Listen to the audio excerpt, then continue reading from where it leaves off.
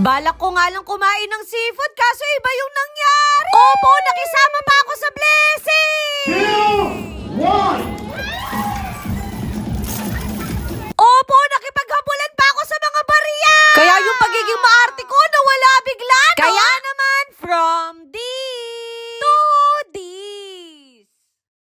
At eto nga, naka-long dress tayo ngayon. Alam nyo naman, ito yung kasiyahan ko, yung paglalaro ng ganda-gandahan. Nag-crave kasi talaga ako ng seafood, kaya kailangan makain ko to. Hoy, dahig mo ba yung naglilihim? At finally, nandito na nga kami. Para tuloy akong owner dito kasi pinapayungan ako ni Kuya. Hindi niya alam, makikikain lang ako dito. Pagpasok ko nga, sobrang daming tao. At nalaman ko, may blessing pala tong restaurant na to. Gusto ko nga sanang mag-back out, nakakaya naman kung bigla akong aalis, no? At nasakto nga na nandito si Mayor Vilma. Pero walang halong biro, maganda talaga siya sa personal. Ang bata nga ng itsura niya, mas mukha pa ako matanda. Sinabi niya sa akin na ang proud niya daw sa bahay ko. Sasabihin ko sana hindi man nangalahati yung bahay namin sa bahay niya.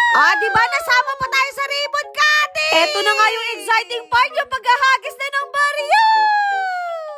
2, 1. Opo, nakipag-agawan talaga ako. Pero in fairness, masakit din pala mahagisan ng mga baryano. Pero wala na akong pakialam dito kasi ang goal ko makarami ako. Sabi kasi nila, pampaswerte daw to. Pero parang gagamitin ko to mamaya sa o-orderin ko na seafood. Pasensya na kayo, puro na lang talaga ako katakawan. Namit ko nga din yung owner dito at grabe, napaka-humble niya. Kahit isang orange bucket lang. Hoy, mahiya ka naman! Hindi ko alam kung matutuwa ba ako sa mga pa-dragon dance nila dito. At dahil nakaramdam na ako ng gutom, tinanong ko kung libre ba to. Sabi ni Kuya, oo, kaya kumuha na ako. Parang mabubusog yata ako nang walang ginastos dito. Pagkatapos ko talaga dito, lalabas muna ako para magbaba ng kinain. Nakita ko nga itong malaking bouquet, sana may magbigay sa akin ng ganito. Hoy, wag ka magparinig! Pagpasok ko nga dito, nakaset up na yung table ko. Opo, mga appetizer lang yung kinain ko kanina. Good for sharing nga yung nasa menu nila. Kaya kahit family, friends at buong angkan mo, pwede mong mayaya dito.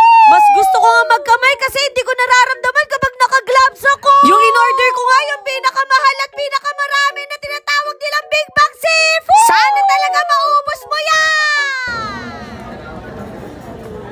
Buti na lang talaga, tinanggal ko na sa vocabulary ko yung diet. Kasi alam kong hindi ko mapanindigan. Meron nga din silang pa-apron dito, sakto, napaka-clumsy ko, no? Hindi pa nga ako nakontento, nagpadagdag pa ako ng isang bucket, ng tempura at saka chicken. Siguro kapag hindi ko to naubos, mapapakanta na lang ako na balutin mo ako ng hiwaga. Hoy, wag mo lang ituloy. Unang titikman nga natin itong lobster. First time ko nga makakakain ng ganito, kaya sana masarap, no? Pero sa sauce pa lang, tibang-tiba ka na. Itadaki mo. Opo, parang kumain lang ako ng hipon na pinasosya. Pero alam mong quality talaga yung lobster.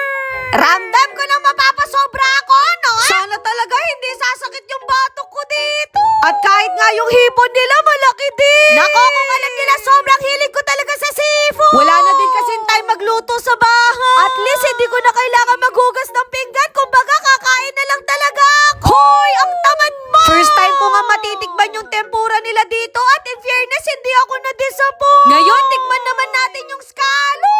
Nabibitin niya ako sa isa kaya tinatlo ko na agad. Nako, sigurado nagtataka na kayo kung saan ko pa ba nilalagay yung mga kinakain ko. At kahit ako, hindi ko na rin alam. Isa din sa gusto ko yung taba ng crab. Kapag hinay-blood ako dito, wala kayo sisisihin kundi ako lang din. Kaya naman yung pambawi natin, etong chicken nila. Na-train yata ako sa mga pagkain sa Japan. Kasi hanggang ngayon, hindi pa rin ako nabubusog. Kaya ngayon, titikman natin ang tahong ni Erica. Hoy, iba yun. Eto talaga yung pinaka-winner sa akin, etong lobster. Kaya huwag na kayo magtaka kung mauubos ko yan, no? Aminin nyo, natatakam din kayo. Kaya sabay-sabay tayo mag-crave dito. Nakaramdam na nga ako ng busog dito, kaya tinawag ko yung mga kaibigan ko. Opo, mga one call away yan, lalo na sa pagkain. Naalala ko tuloy ng estudyante pa kami ng mga kaibigan ko, puro fishball at kikiam lang ang kinakain na. At least ngayon, medyo afford na namin, no? Kita nyo naman, na-enjoy din nila yung pagkain. Hindi pa nga ako nakontento, kinain ko pa tong crab. Meron din palang pusit sa in-order ko, kaya tinikman ko na rin. Opo, napakalambot din. Sa sobrang busy ko nga kumakain,